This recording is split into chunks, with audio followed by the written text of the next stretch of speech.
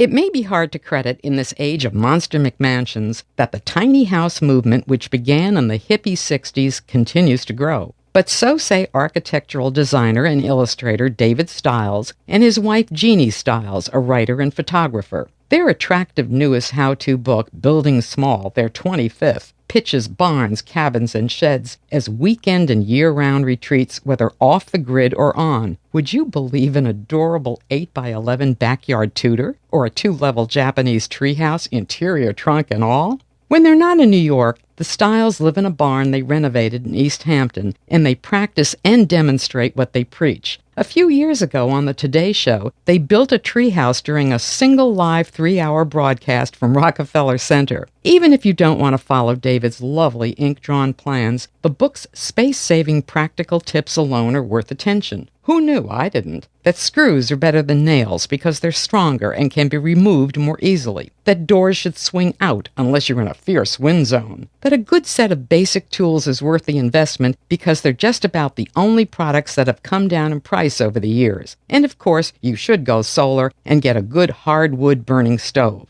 The book has 3 sections. The first, Building Small Houses, contains the author's rationale and blueprints for exteriors. The next, Finishing the Interior, has great photos of ingenious fold-out and tuck-in designs. The last, Living Small Success Stories, presents the voices of several people from around the country who live in and love tiny houses. Typically, these micro-shelters, as they're sometimes referred to, are for no more than 2 people. But if you have enough land, you can extend space, as with the Sugar Cube tiny house. Just add a cube. If you keep your small house under 100 square feet, by the way, you could legally put it on a flatbed and truck it to wherever you want. A short glossary and list of various resource materials complete the book. These include print guides, links to YouTube videos, and references to pros who lead workshops in person and online. Experts such as tiny house guru Derek Dietrichson, whose alliterative book titles speak for themselves. Humble homes, simple shacks, cozy cottages,